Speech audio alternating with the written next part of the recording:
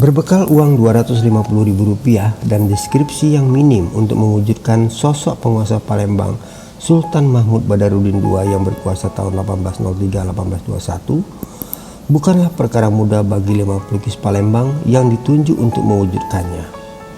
Tidak ada selembar foto atau sketsa atau gambar yang merujuk kepada bentuk dan rupa Raja Palembang itu. Sebab teknologi fotografi baru ditemukan oleh warga negara Prancis Joseph Nispur pada tahun 1837 dan dikenalkan kepada publik tahun 1888 setelah mengalami perbaikan dari sisi kepraktisannya. Meski begitu, melukis wajah misterius itu menjadi tantangan tersendiri bagi 5 pelukis peserta sayembara yang telah ditunjuk pemerintah daerah dalam waktu 22 hari. Sisa uang 100.000 setelah membeli kanvas, cat, figura, dan peralatan lukisan lainnya diberikan pelukis Eden kepada istrinya Nyayu. Tentu Nyayu senang menerima uang itu sebab nilainya sama dengan 3 bulan gajinya sebagai PNS kala itu tahun 1982. Hari keempat dan hari kelima sayembara berlangsung, terhitung sejak tanggal 18 September 1982 saat 5 pelukis menerima perskot atau uang muka dari pemerintah daerah. Selama 2 hari itu, sejak pagi pelukis Eden membongkar dan memilah dokumen dan album foto peninggalan ayahnya M. Nur Arifin. Buku sejarah, catatan yang ditulis tangan dengan huruf Arab, lembaran stensilan tentang sejarah Sriwijaya dan Kesultanan Palembang Darussalam, serta beberapa foto kuno yang masih tersimpan baik dalam sebuah peti besi seperti di film bajak laut The Pirates of Caribbean.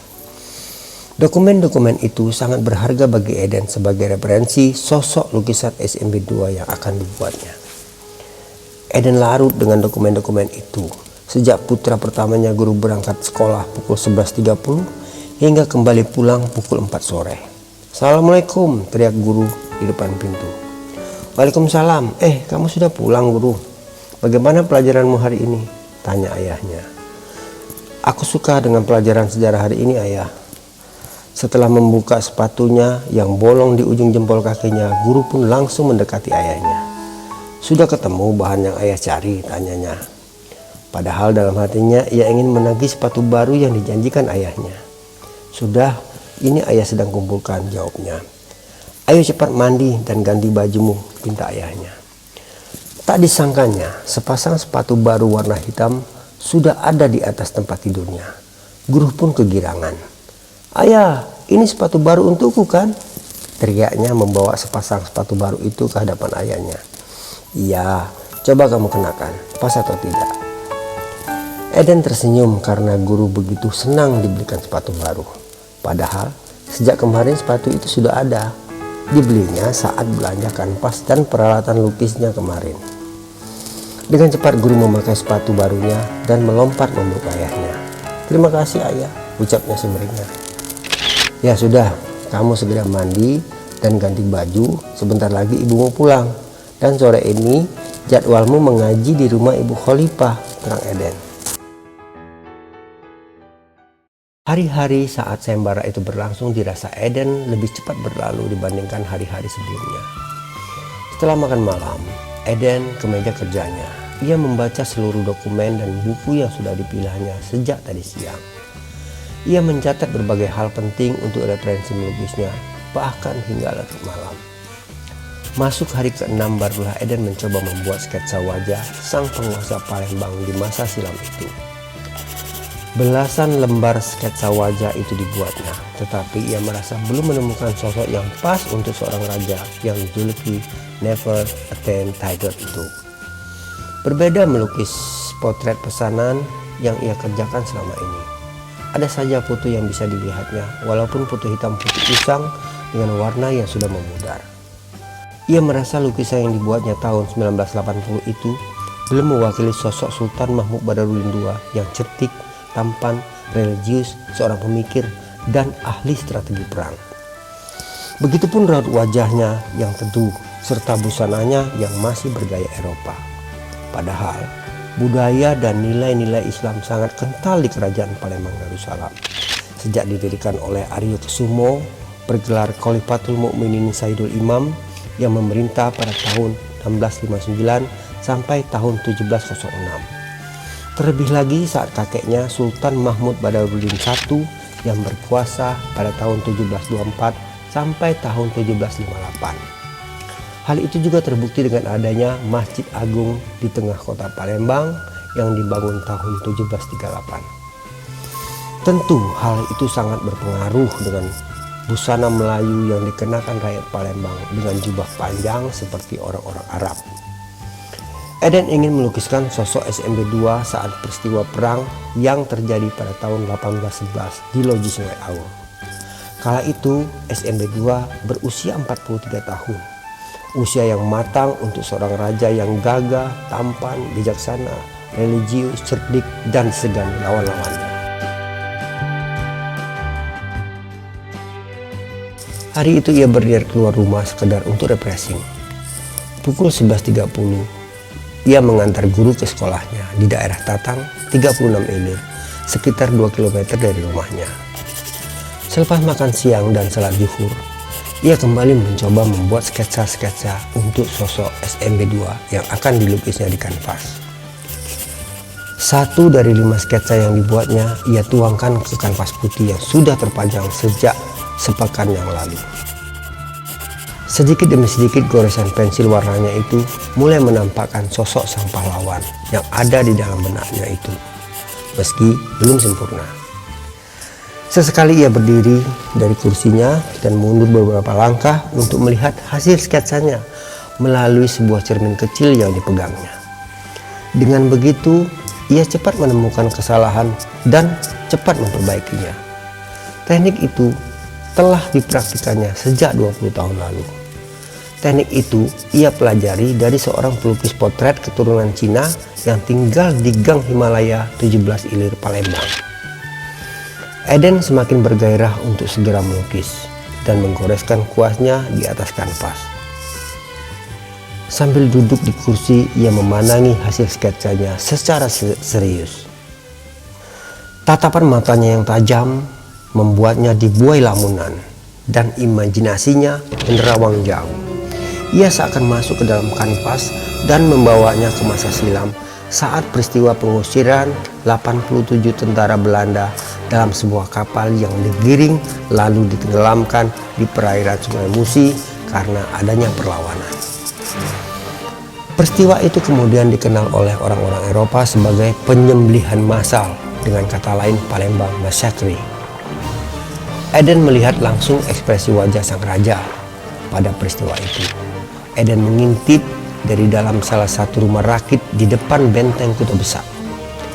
Rumah-rumah rakit itu sengaja dibuat pihak kerajaan berjajar di tepian Sungai Musi sepanjang 750 km. Selain sebagai tempat tinggal bagi para nelayan, rumah rakit itu juga menjadi senjata untuk menyerang kapal-kapal musuh.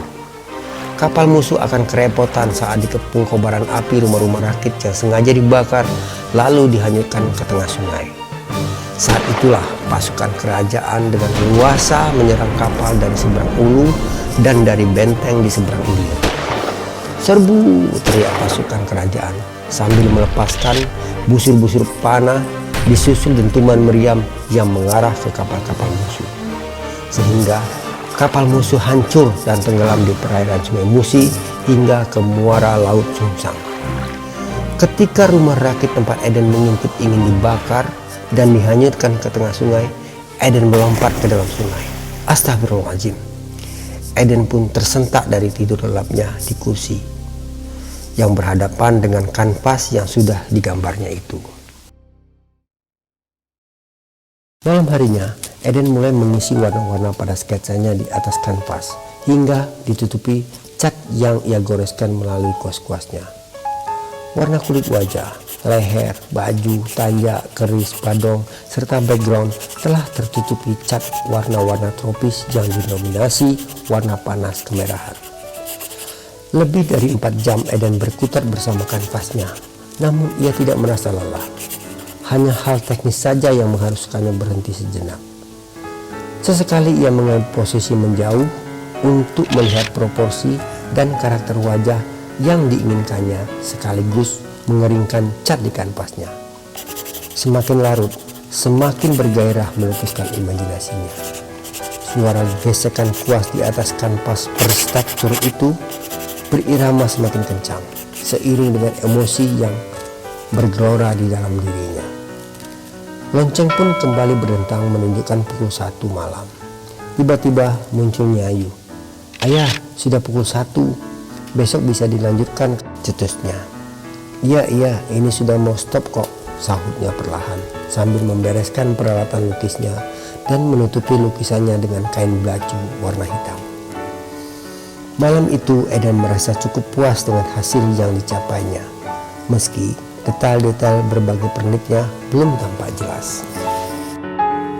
Keesokan harinya, setelah mengantar Nyayu pergi bekerja dan membaca koran yang baru dibelinya, pagi itu Eden kembali melukis. Kepiawaiannya melukis realis, terutama untuk potret, membuat Eden dikenal oleh para seniman dan koleganya di kota Palembang. Di hari ke-16, sepekan menjelang deadline, wujud laki-laki berkumis memakai ikat kepala itu semakin nyata dan menggetarkan hatinya. Suatu sore, saat sedang bermain gundu bersama beberapa temannya di halaman, guru dipanggil ayahnya. "Ada apa, ayah?" tanyanya. "Kamu lihat lukisan ini, bagaimana menurutmu?" sambil membuka kain hitam yang menutupi lukisannya. "Bagus sekali, ayah. Matanya kok melihat ke guru terus. Dan rambut sultan boleh gondrong ya, ayah?" celetuknya. Hahaha. Eden tertawa mendengar komentar guru yang berdiri 1 meter dari lukisannya itu. Rambut panjang sultan membuat tampak lebih garang dan warna gelap pada rambutnya itu membuat wajahnya lebih kontras, terang Eden. "Kalau di sekolahku pasti dipotong sama Pak Baher," terang guru menyebut seorang guru yang suka merazia rambut siswanya. Hahaha. Tahu ayahnya kembali pecah mendengar celotehan putranya itu sambil menutupi kembali lukisannya. Di hari ke-19, Eden merasa lebih tenang karena sosok sang raja hasil karyanya itu sudah 95% rampung. Di hari ke-20, barulah ia merasa benar-benar 100% rampung. Terlebih saat dipasangi bingkai warna kuning keemasan, membuat lukisannya bertambah gagah dan anggun. Berbagai komentar positif dari istrinya Nyayu, adik-adik iparnya, serta anaknya guru membuatnya terasa plong bisa menyelesaikan tugasnya. Eden selalu bersyukur atas segala karunia yang diberikan padanya. Sebuah talenta yang tidak dimiliki oleh banyak orang. Dan ia telah berusaha keras untuk menjawab tantangan yang ditumpuhkan kepadanya beserta 4 pelukis Palembang lainnya. Selebihnya ia serahkan kembali kepada Sang Maha Pencipta, Al-Musawwir, yang menciptakan segala sesuatu dan membeda-bedakannya dengan bentuknya masing-masing sesuai kehendaknya. Di hari ke-21, Eden membungkus lukisannya dengan kertas warna coklat yang biasa dipakai guru untuk sampul buku-buku sekolahnya. Esoknya, 9 Oktober 1982, Eden bersama adik iparnya Daniel membawa dan menyerahkan lukisan itu ke panitia tim peneliti gambar lukisan SMB 2 di kantor Pemda 31 Sumatera Selatan, Jalan Kapten Aripahi, Palembang. Hari itu juga Eden menerima uang pelunasan ongkos pembuatan lukisan itu sebesar 250.000 dalam amplop coklat berlogo Pemda tingkat 1 Sumatera Selatan. Eden merasa lega dan merasa tidak punya beban apapun. Seminggu pun berlalu. 7 hari itu dirasa Eden bagai setahun. Ia menunggu kabar tentang karyanya itu. Detak jantungnya kerap berdebar kencang saat mendengar suara kering sepeda ontel Pak Pos yang melintas di depan rumahnya. Dalam setiap sujudnya pagi, siang, dan malam, Eden berdoa agar diberikan kehidupan terbaik bersama keluarganya tercinta. Sayembara itu tidak seperti sayembara pada umumnya. Sayembara itu sangat istimewa baginya, sebab hanya satu karya yang dipilih dan hanya satu pemenangnya. Tidak ada pemenang kedua dan pemenang ketiga. Lukisan hasil ciptaan pemenangnya akan dijadikan sebagai gambar resmi pahlawan nasional Sultan Mahmud Badarudin II.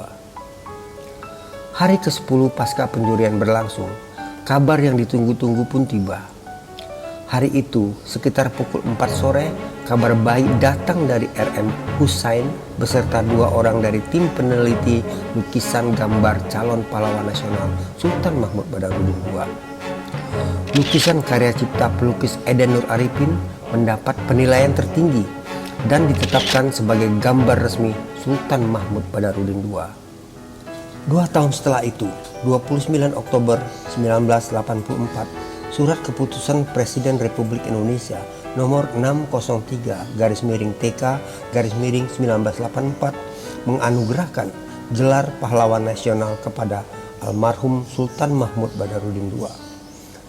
Gelar pahlawan nasional kemerdekaan untuk almarhum Sultan Mahmud Badarudin II diberikan atas kesetiaan dan tindak kepahlawanannya memimpin pertempuran melawan penjajah pada perjuangan mencapai kemerdekaan Indonesia di Sumatera bagian selatan, sehingga dapat dijadikan teladan bagi setiap warga negara Indonesia.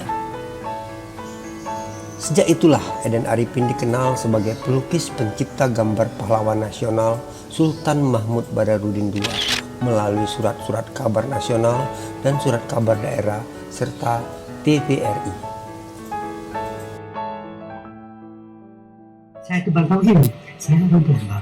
Saya waktu sultan saya sendiri. Iya. Andai kata ini rugi online gini kecewa. Jadi pada waktu suka kita bersyukur. Kalau waktu duka kita berlindung kepada Yang Maha Kuasa.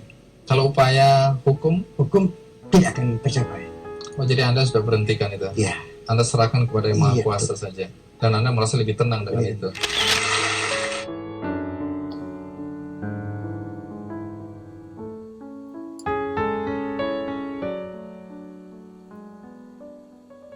Pesan saya sedikit kepada yang muda-muda, yang jiwa seni.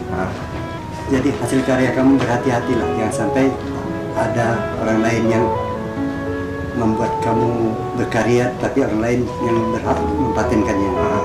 Jagalah hasil karya kamu. Dan sebagai penikmat lukisan kepada yang lain-lain harus mengetahui juga menghargai siapa lukisnya, yang hanya bisa menikmati saja.